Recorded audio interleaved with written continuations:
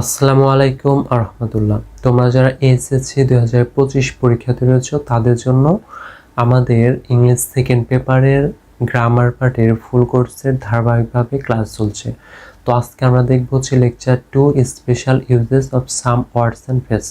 তো তোমাদের English second পেপারে অন্যান্য টপিকগুলো থেকে এই টপিকটি একদম ইজি, আর এই টপিকে কিভাবে ফুল মার্কস পাওয়া যায় আমরা সেই বিষয় নিয়েও আলোচনা করব। আর আজকের এই ভিডিওটি আমরা এমনভাবে শিখব, আজকে আমরা স্পেশাল ইউজেস অফ সাম ওয়ার্ডস এমনভাবে শিখব যাতে আমরা ফুল মার্কস পেতে পারি ইনশাআল্লাহ। তো চলো এই special uses of some words and phrase এই টপিকটি দেখতে আমরা ল্যাপটপের স্ক্রিনে চলে যাই। তাহলে আমরা শুরু করছি এসএসসি 2025 ইংলিশ সেকেন্ড পেপার। আজকে হচ্ছে lecture 2 special uses of some words and phrase. তো তোমাদের যে গ্রামারের টপিকগুলো রয়েছে তার ভিতর special uses of some words and phrase এই টপিকটা একদম ইজি, আর এটি যদি আমরা 10 থেকে 12টি রুল ভালোভাবে ফলো করি তাহলে ইনশাআল্লাহ এখানে আমরা ফুল মার্কস পাবো। তাহলে আমরা শুরু করছি lecture 2 special uses of some words and phrase. আর অবশ্যই তোমরা এই ভিডিওটি শুরু থেকে শেষ পর্যন্ত দেখবে, তাছাড়া তোমরা বুঝতে পারবে না। তাহলে special uses of some words and phrase এই আইটেমটি খুবই সহজ। 12 থেকে 15টি রুল অনুসরণ করলেই এই টপিকে ফুল মার্কস পাওয়া সম্ভব। ফিল ইন দ্য গ্যাপ থাকে 10টি, মার্কস হচ্ছে 5। তো তোমাদের হয়তো যারা এসএসসি 2025 রয়েছে তাদের জন্য মার্ক একটু বেশি হতে পারে। ওয়ার্ড ফ্রেজ দেওয়া থাকবে হচ্ছে 10 থেকে 12টি, 10টিও থাকতে পারে, 12টিও থাকতে পারে। প্রত্যেক লাইনে অর্থ বুঝে উত্তর করার চেষ্টা করতে হবে এবং বিগত বছর বোর্ড কোশ্চেন প্র্যাকটিসের কোনো বিকল্প নেই। তো এই কথাটি আমি একটু হাইলাইট করতে বলবো যে অবশ্যই বিগত বছরের বোর্ড কোশ্চেনগুলো তুমি প্র্যাকটিস করবে। নিচের ওয়ার্ডস অ্যান্ড ফ্রেজ এর রুলগুলো চেনার উপায় সহ টানা মুখস্থ রাখতে হবে। তো আমরা শুরু করছি রুল নাম্বার 1। রুল নাম্বার 1 হচ্ছে ওয়াচ বর্ড। তো আমরা মানে প্রতিটা ফেজের আমরা শর্টকাট নিয়মগুলো দেখব এবং শর্টকাট অনুযায়ী আমরা বসানোর চেষ্টা করব এবং শর্টকাট অনুযায়ী আমরা অ্যান্সার করার চেষ্টা করব। তাহলে রুল নাম্বার 1 হচ্ছে ওয়াচ বর্ড।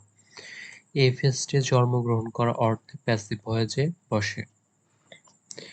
তো এটির শর্টকাট হচ্ছে অজবর্ন, এটির পরে অবশ্যই স্থানের নাম বা নির্দিষ্ট সাল বা নির্দিষ্ট সময়ের নাম উল্লেখ থাকবে।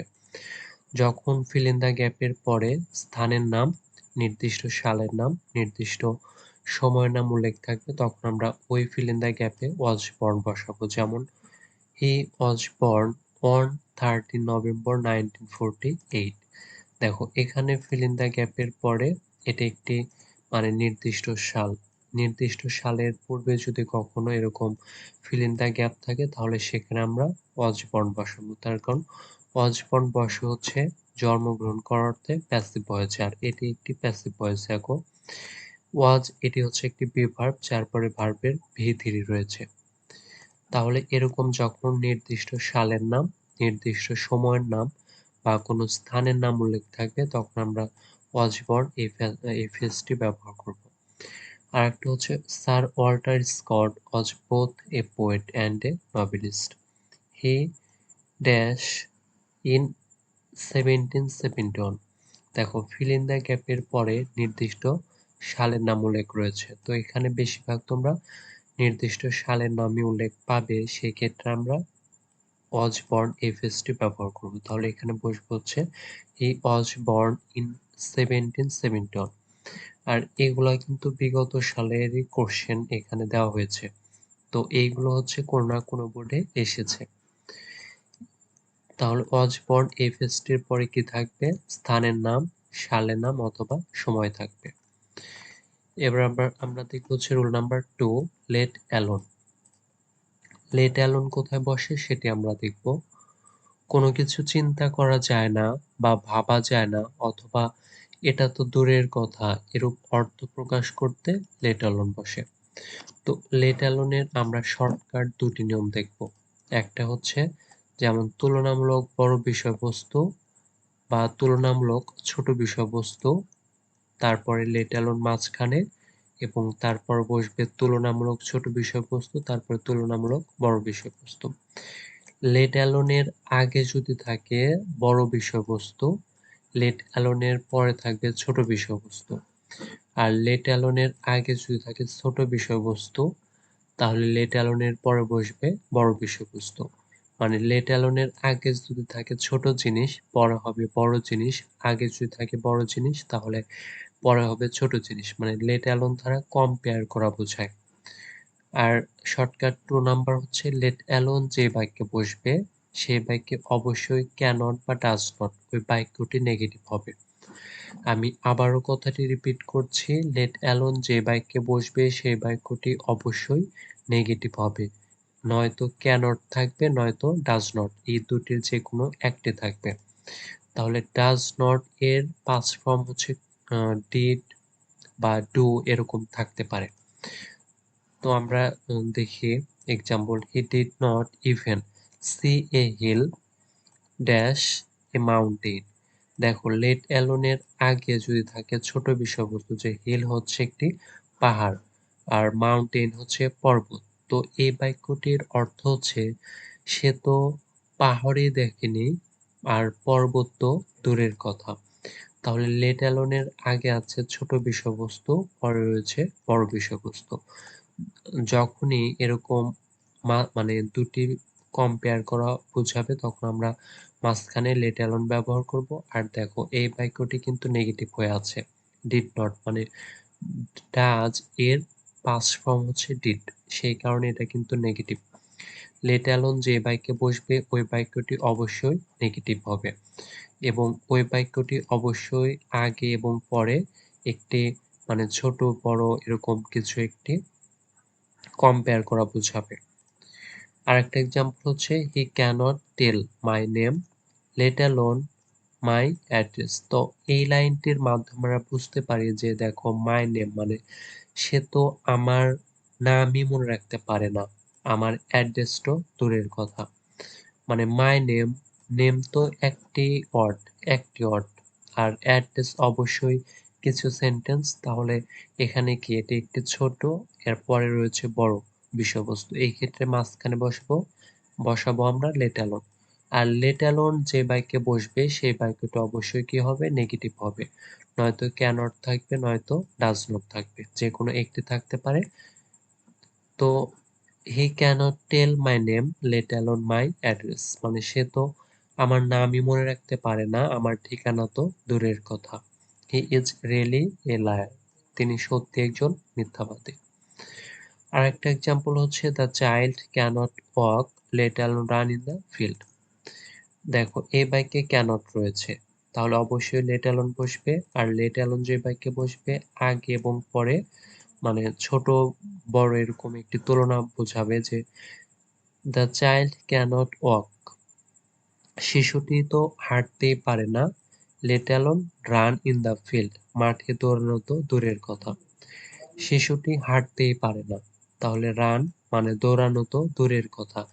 তাহলে লেট অ্যালোনের আগে রয়েছে ছোট জিনিস, পরে রয়েছে বড় জিনিস। মানে ওয়াক মানে হাঁটা, হাঁটা তো একটু ছোট বিষয়বস্তু। আর রান মানে দৌড়ানো, মানে দৌড়ানো তো একটু মানে ওই শিশুকে অবশ্যই একটু মানে বড় হতে হবে।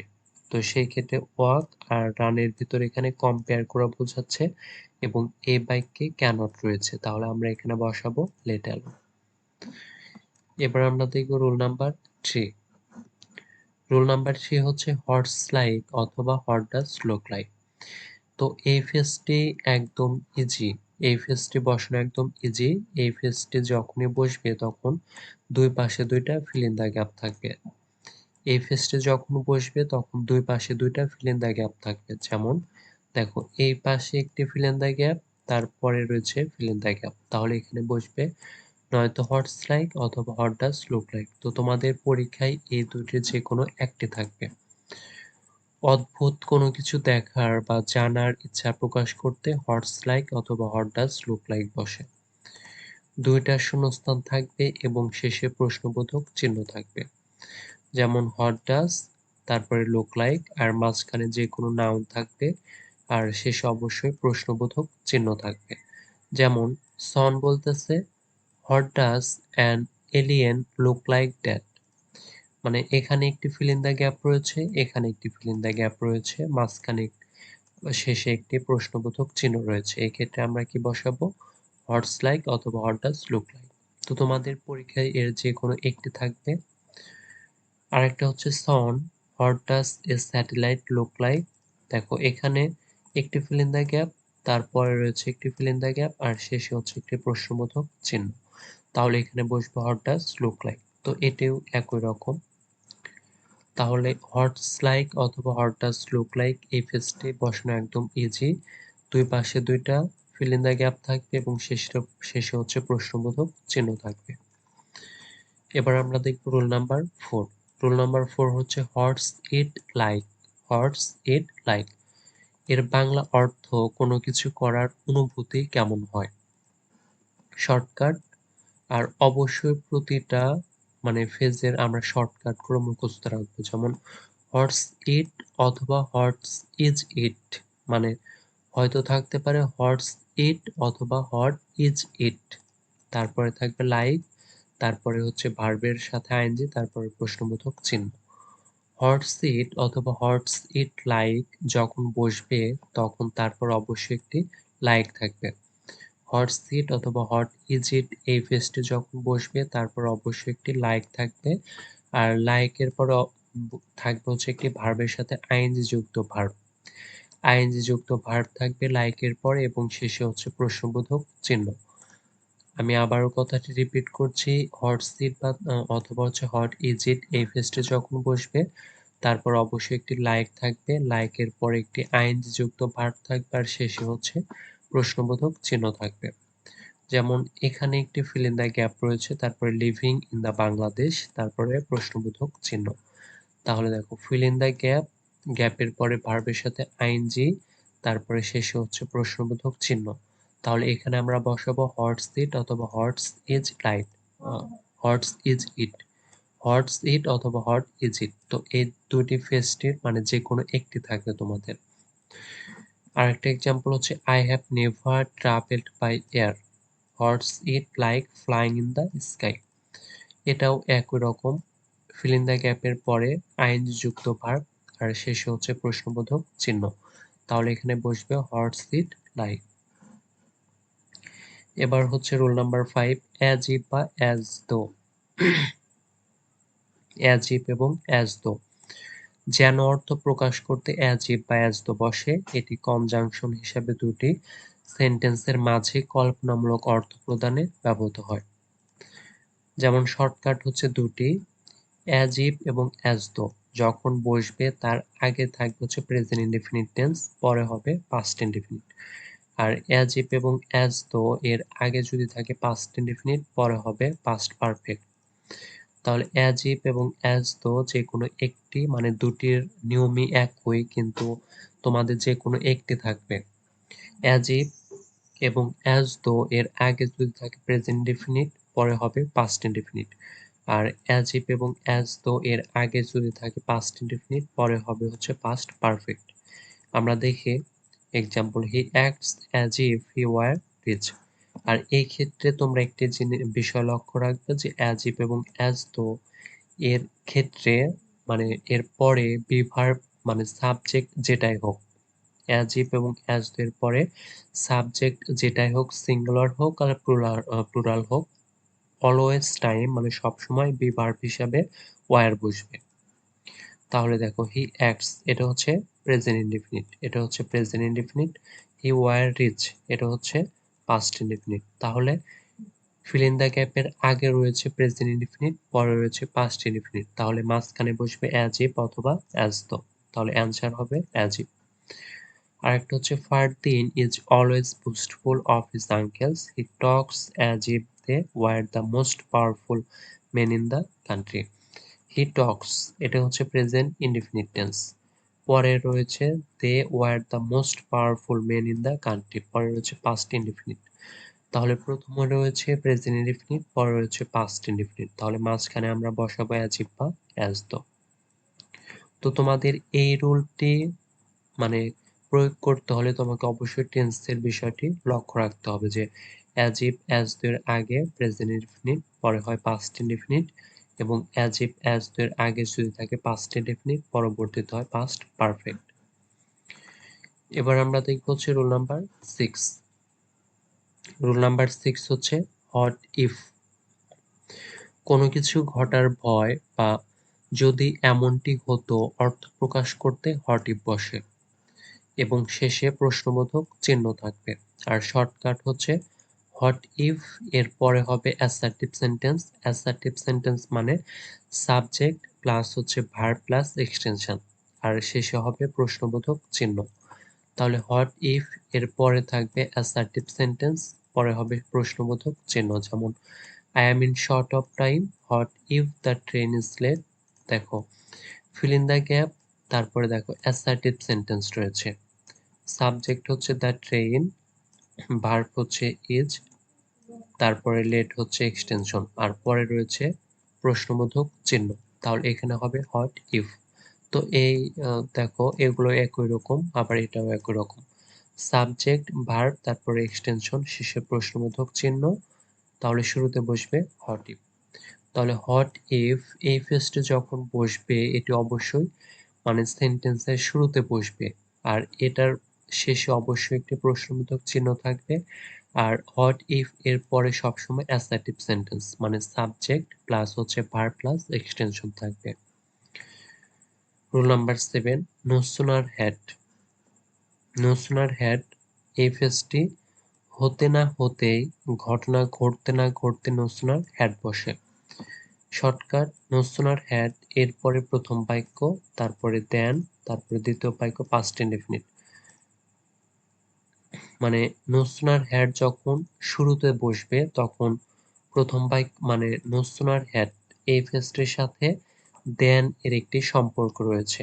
আর দুটি বাক্য নো সুনার হ্যাড দ্বারা দুটি বাক্য সংযুক্ত থাকবে, দুটি বাক্যই হবে পাস্ট ইনডিফিনিট টেন্সে, দুটি বাক্যই হবে পাস্ট ইনডিফিনিট টেন্সে।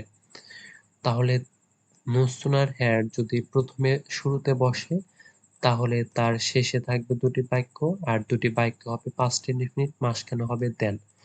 আর নো সুনার হ্যাড যদি মাঝখানে বসে তাহলে আগে এবং পরে দুটি বাক্য হবে পাস্ট ইনডিফিনিট টেন্স এবং মাঝখানে থাকবে দেন।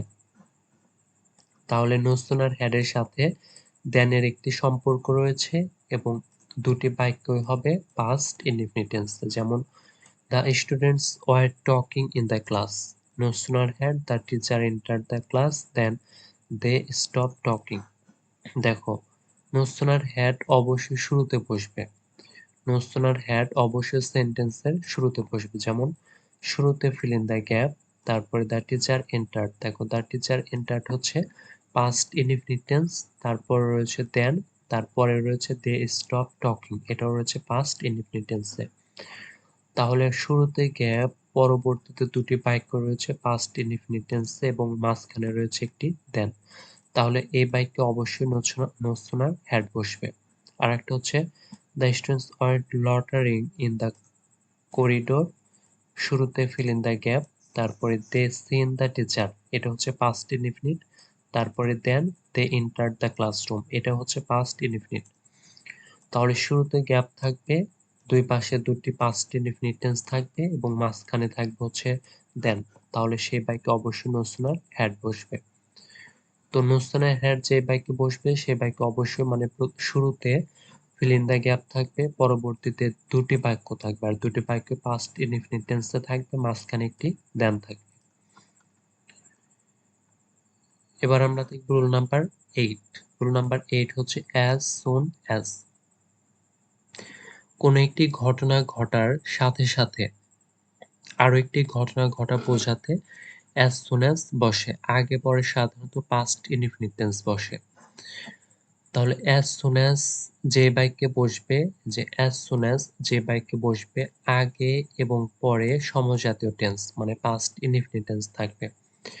অ্যাজ সুন অ্যাজ এর আগে এবং পরে পাস্ট ইনডিফিনিট টেন্স থাকবে, যেমন the criminal run away, run থেকে কিন্তু র্যান হয়েছে তাহলে পাস্ট ইনডিফিনিট এবং পরবর্তীতে সে থেকে স রয়েছে পাস্ট ইনডিফিনিট। তাহলে দুপাশেই পাস্ট ইনডেফিনিট টেন্স রয়েছে, মাঝখানে কি বসবে? As soon as. একমাত্র অ্যাজ সুন অ্যাজ এই ফ্রেজটির ক্ষেত্রে আগে এবং পরে ইকুই টেন্স মানে পাস্ট ইনডেফিনিট টেন্স থাকে। একমাত্র অ্যাজ সুন অ্যাজ এই ফ্রেজটির আগে এবং পরে পাস্ট ইনডেফিনিট টেন্স থাকে। তাহলে আমরা আরেকটি দেখি, হি নিডস টু গো হোম, পরে হচ্ছে পসিবল। এটা হচ্ছে একটি ওয়ার্ডের ক্ষেত্রে, তো এরকম বেশি থাকে না, সবচাইতে যেটি বেশি আসবে এরকম টাইপের, যে শুরুতে পাস্ট ইনডেফিনিট টেন্স, পরবর্তীতে পাস্ট ইনডেফিনিট, মাঝখানে কনজাংশন হিসাবে as soon as.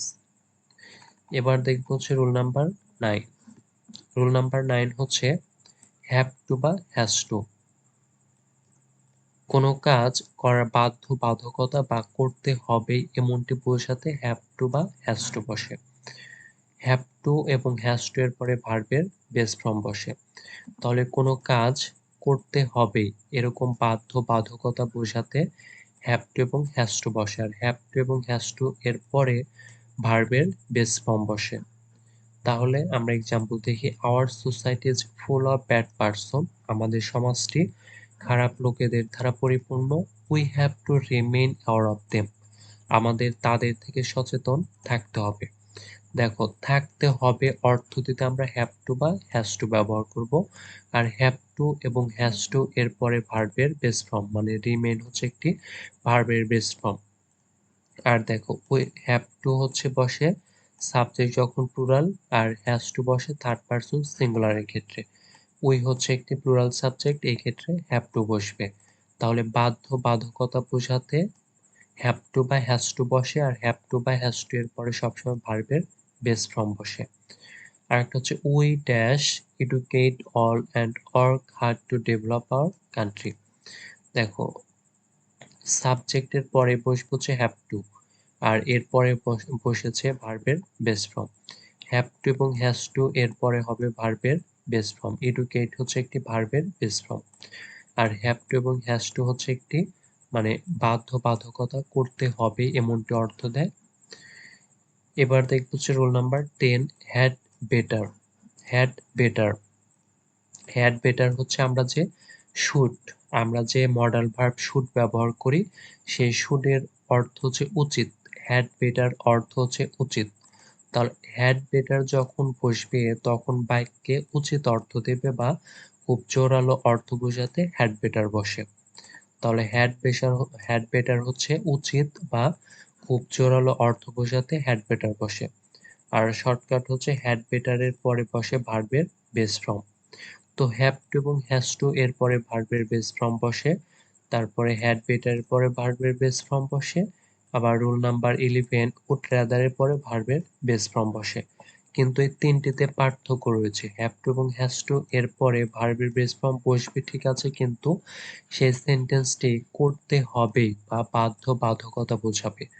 R had better এর পরে ভার্বের বেস ফর্ম বসবে, এটাও ঠিক আছে, কিন্তু হ্যাড বেটার দ্বারা উচিত অর্থ দেবে হচ্ছে উচিত বা খুব জোরালো।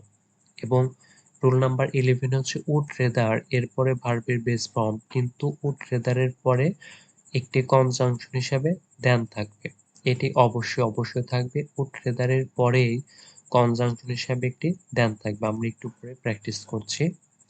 তাহলে হ্যাড বেটার উচিত অর্থ দেবে, তারপরে ভার্বের বেস ফর্ম থাকবে, যেমন ইট মে রেইন টুডে, আজ বৃষ্টি হতে পারে। You had better leave earlier, তোমাকে আগে বেরোনো উচিত। তাহলে এরকম উচিত অর্থ দিতে হ্যাড বেটার বসে বা জোরালো অর্থ দিতে হ্যাড বেটার বসবে। আর তুমি যখন প্রচুর প্র্যাকটিস করবে তাহলে তুমি এমনিতে বুঝতে পারবে যে তুমি এখানে হ্যাভ টু নেবে না হ্যাজ টু নেবে নাকি হ্যাড বেটার নেবে। আর তোমরা অবশ্যই বোর্ড কোশ্চেন প্র্যাকটিস করবে। তাহলে হ্যাড বেটার লিভ আর্লিয়ার। আরেকটা হচ্ছে today is a raining day, মানে আজ বৃষ্টির দিন। You had better not go to office today, মানে তোমাকে আজ অফিসে না যাওয়াই বরং উচিত। তাহলে হ্যাড বেটার এর পরে লিভ হচ্ছে ভার্বের বেস ফর্ম। দেখো এখানেও হ্যাড বেটার এর পরে, মানে এটা যেহেতু নেগেটিভ তাহলে নেগেটিভ এর পরে হচ্ছে ভার্বের বেস ফর্ম হচ্ছে। তাহলে হ্যাড বেটার এর পরে অবশ্যই ভার্বের বেস ফর্ম থাকবে এবং হ্যাড বেটার অর্থ দেবে উচিত বা খুব জোরালো অর্থ দেবে। Rule number 11, would rather. Would rather এই মডেল ভার্বটি বরং ভালো অর্থে বসে। বরং ভালো অর্থ। উড রেদারের অর্থ হচ্ছে বরং ভালো। আর এটি শর্টকাট। উড রেদারের পরে ভার্বের বেস ফর্ম থাকবে এবং পরবর্তী কনজাংশন হিসাবে দেন থাকবে। দেনের মানে দেন যে থাকবে এটা নিশ্চিত। উড রেদার যে বাক্যে বসবে সেই বাক্যে যে একটি দেন থাকবে এটা একদম নিশ্চিত। আমরা এক্সাম্পল দেখি। We would rather pay a visit to Cox's Bazar then the Sundarbans. Sundarbans দেখো এখানে পে ভার্ব হচ্ছে বেস ফর্ম, এর পরবর্তীতে দেখো একটি দেন রয়েছে। তাহলে ভার্বের বেস ফর্ম এবং দেনের সাথে সম্পর্ক হচ্ছে একমাত্র উড রেদারের। তাহলে ভার্বের বেস ফর্ম এবং দেন এই কনজাংশনটির সাথে সম্পর্ক হচ্ছে উড রেদারের। তাহলে আমরা এখানে বসাবো would rather. We would rather pay a visit to Cox's Bazar then the Sundarbans. মানে আমাদের সুন্দরবনের চেয়ে কক্সবাজার ভিজিট করাই বরং ভালো। আর একটা এক্সাম্পল হচ্ছে the poor man would rather starve than beg. মানে গরিব লোকটির ভিক্ষা করা যে না খেয়ে থাকায় বরং ভালো। তাহলে দেখো স্টার্ভ হচ্ছে একটি ভার্বের বেস ফর্ম, তার পরবর্তীতে রয়েছে দেন। তাহলে এখানে বসবে উড রাদার। উড রাদার এই ভার্বের সাথে দেন এই কনজাংশনটির গভীর সম্পর্ক রয়েছে।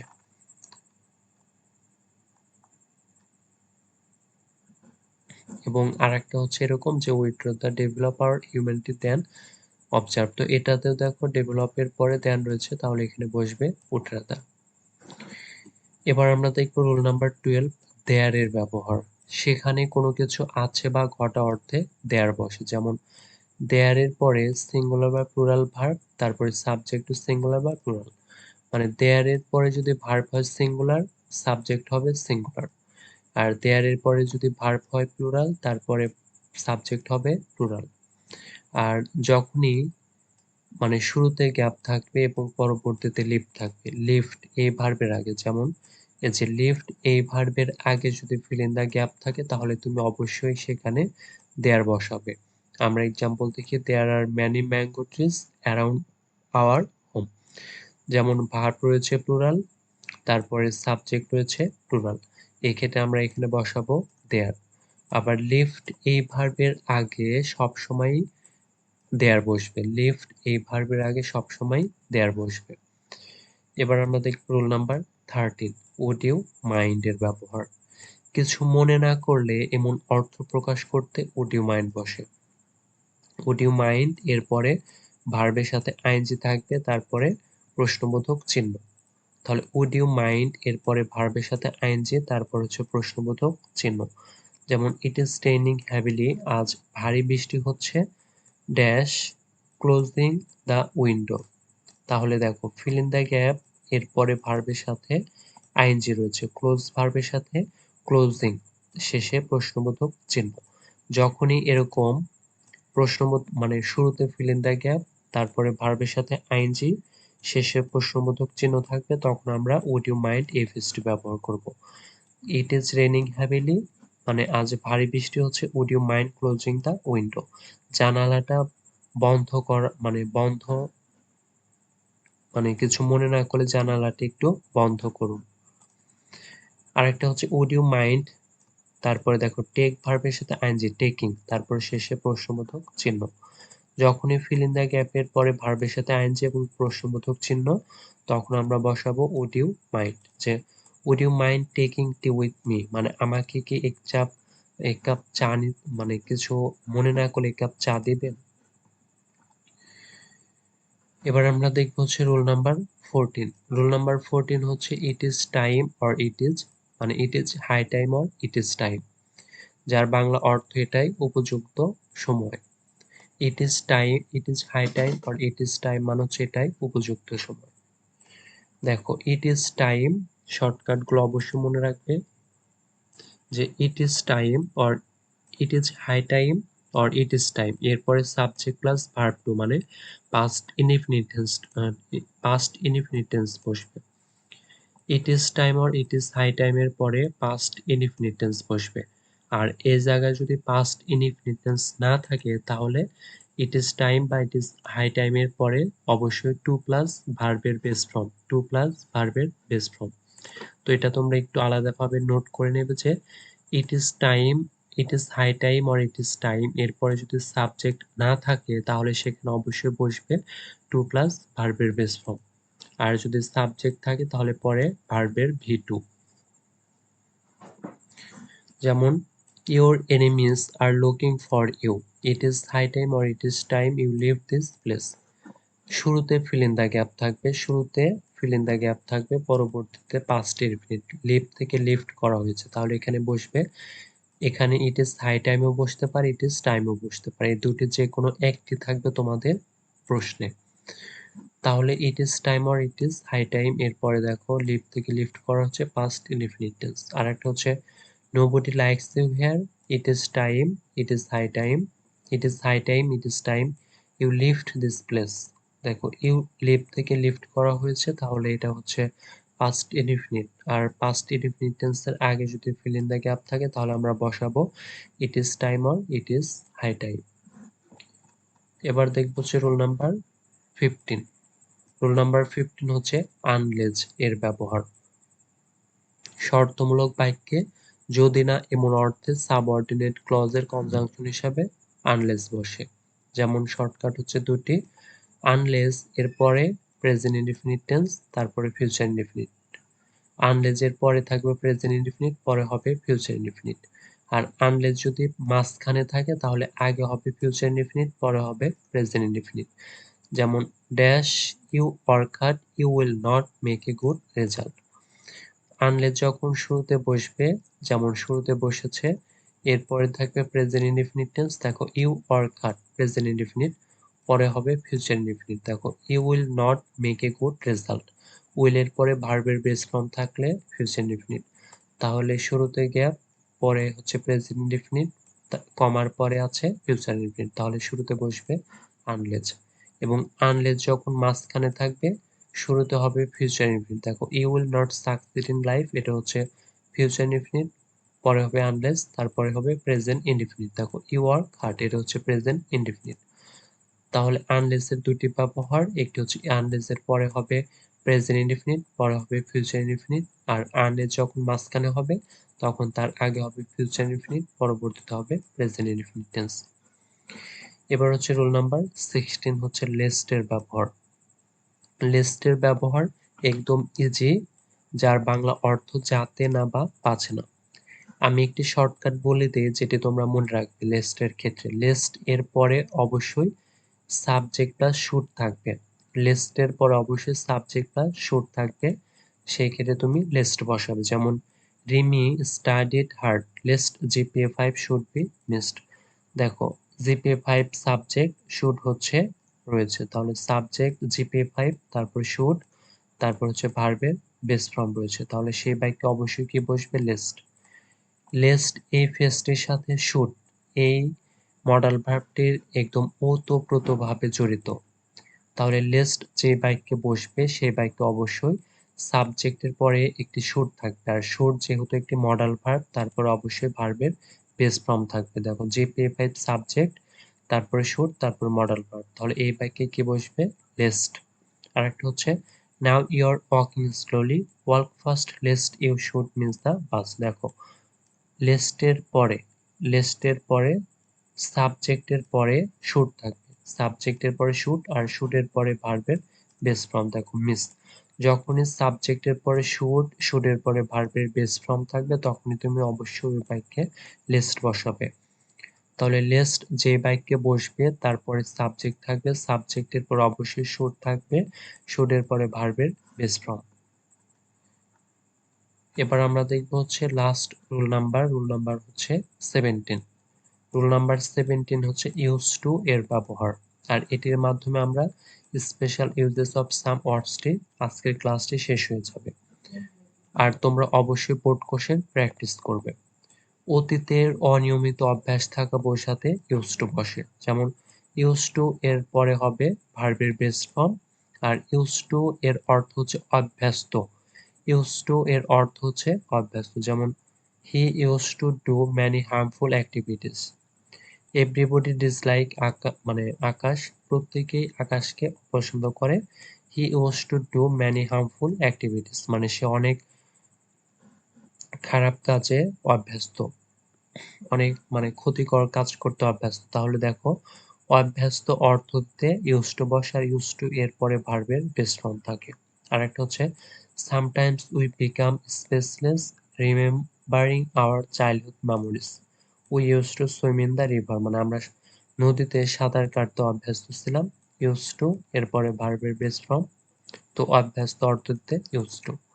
তো এ ছিল হচ্ছে আমাদের সাম মানে special uses of some words and phrase. আর এই 17টি রুল তোমরা শর্টকাট শর্টকাট সহ মুখস্থ করে রাখবে। আর অবশ্যই তোমরা বোর্ড কোশ্চেন প্র্যাকটিস করবে। আর তোমরা যারা বোর্ড কোশ্চেন প্র্যাকটিস গুলো চাও তারা অবশ্যই কমেন্টে জানাবে। আর তোমরা আমাদের এটি হচ্ছে লেকচার 2, ধারাবাহিকভাবে ক্লাস চলছে। আর তোমরা অবশ্যই লেকচার 3, লেকচার 4 প্রতিটা টপিকের উপর ভিডিও পেতে অবশ্যই চ্যানেলটি সাবস্ক্রাইব করে রাখো। আজকের ভিডিওটি ছিল এই পর্যন্তই। তোমরা সবাই ভালো থাকবে। আসসালামু আলাইকুম ওয়া রাহমাতুল্লাহ।